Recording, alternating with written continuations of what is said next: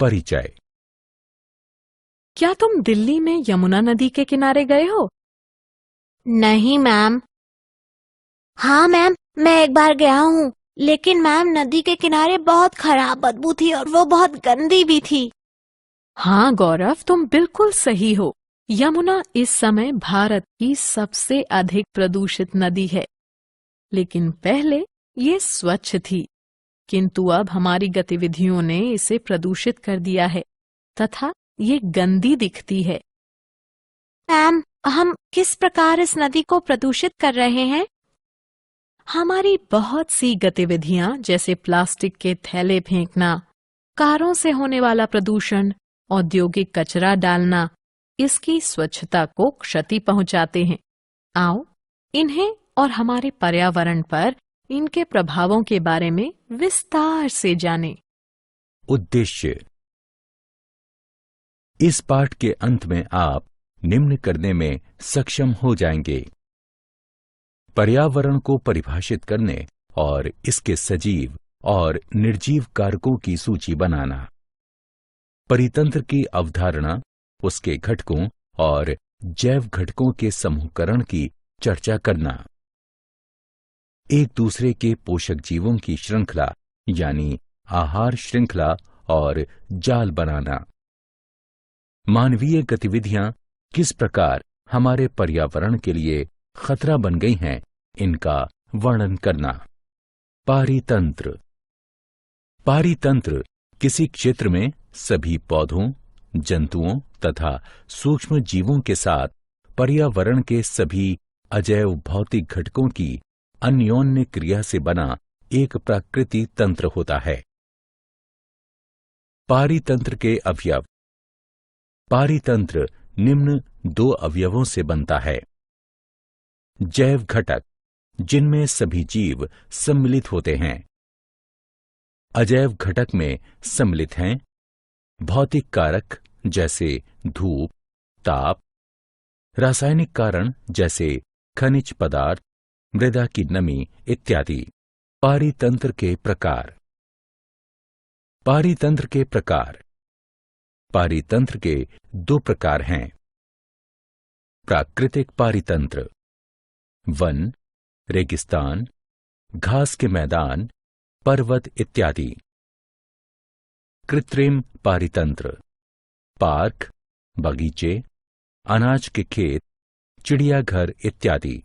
पारितंत्र के जैव घटकों का वर्गीकरण। हमारे पर्यावरण के जैव घटकों को मुख्यतः तीन समूहों में विभक्त किया जा सकता है: उत्पादक, उपभोक्ता, अपघटक। उत्पादक ऐसे जीव जैसे पौधे होते हैं जो अकार्बनिक यौगिकों से कार्बनिक यौगिक का उत्पादन करते हैं। उपभोक्ता ऐसे जीव होते हैं जो दूसरे जीवों से पोषक पदार्थ ग्रहण करते हैं।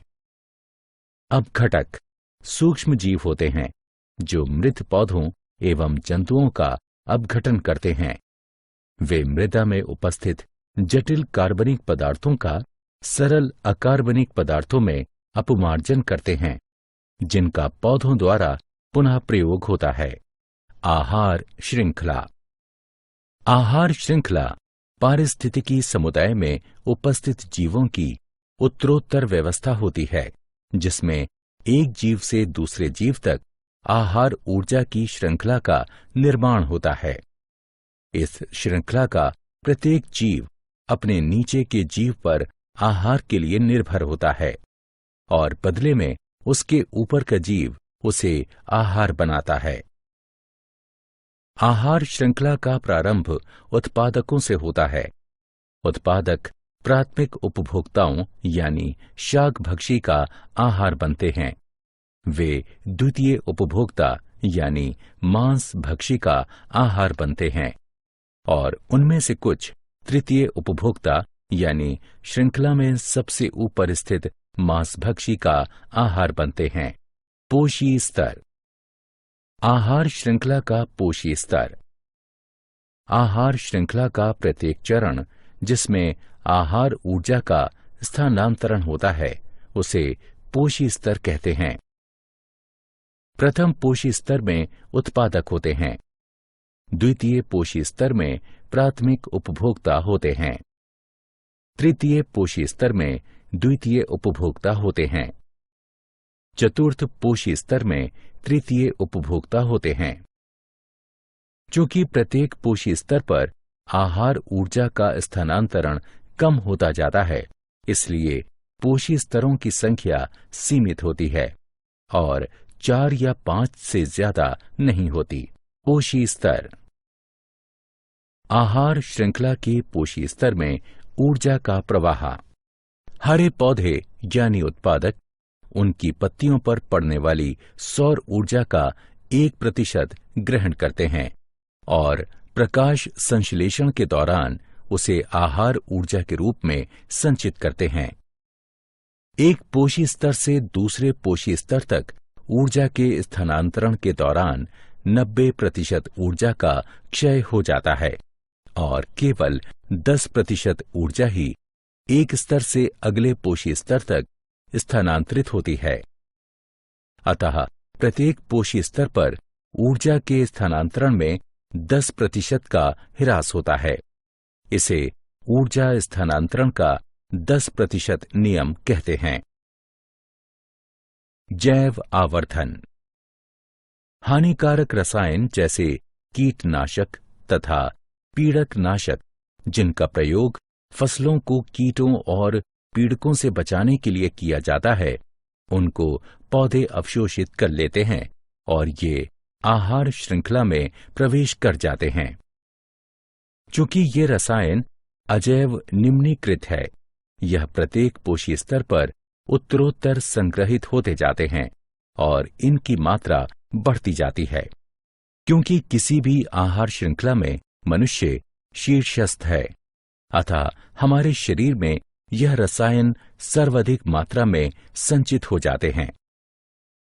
ऊंचे पोषी स्तर के जीवों के शरीर में हानिकारक रसायनों की मात्रा बढ़ने को जैव आवर्धन कहते हैं। आहार जाल। पर्यावरण में उपस्थित परस्पर संबंधित विभिन्न आहार श्रृंखलाओं के जटिल तंत्र को आहार जाल कहते हैं।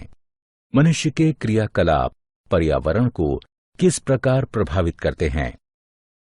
मनुष्य के क्रियाकलाप बहुत से अपशिष्ट पदार्थों का उत्पादन करते हैं जो पर्यावरण में फेंक दिए जाते हैं।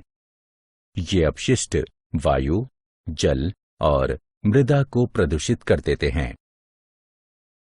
उत्पादित अपशिष्ट पदार्थ 2 प्रकार के होते हैं: जैव अपघटित अपशिष्ट, अजैव अपघटित अपशिष्ट। हम जो कचरा उत्पादित करते हैं उसका प्रबंधन हमें कैसे करना चाहिए? घरेलू अपशिष्ट को कचरा कहते हैं। कचरे के कारण वायु, जल और मृदा प्रदूषण होता है, अतः इसका सही तरीके से अपघटन होना चाहिए। कचरे के अपघटन की कुछ विधियां निम्न हैं: भूमि भराव, पुनर्चक्रण, बायोगैस और खाद का उत्पादन, कूड़ा खाद की तैयारी, भस्मीकरण, अपशिष्ट शोधन संयंत्र, वायुमंडल में ओजोन की परत का अपक्षय, वायुमंडल में ओजोन की परत का अपक्षय। ओजोन यानी O3 के अणु ऑक्सीजन के 3 परमाणुओं से बनते हैं।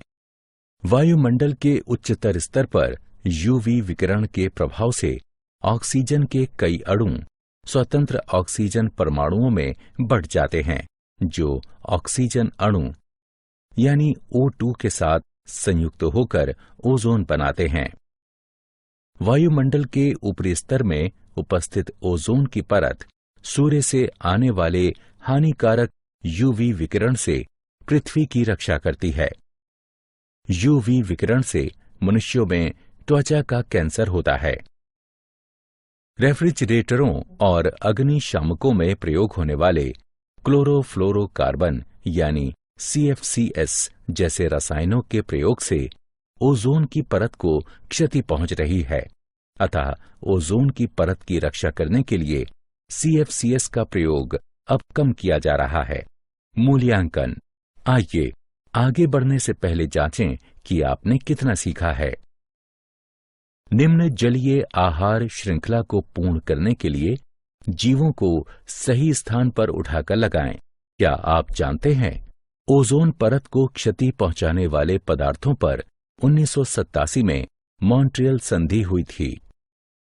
ये एक ऐसी संधि है जिसके अंतर्गत ओजोन की परत को क्षति पहुंचाने वाले पदार्थों के वैश्विक उत्पादन, उपभोग और उत्सर्जन में कमी आई है।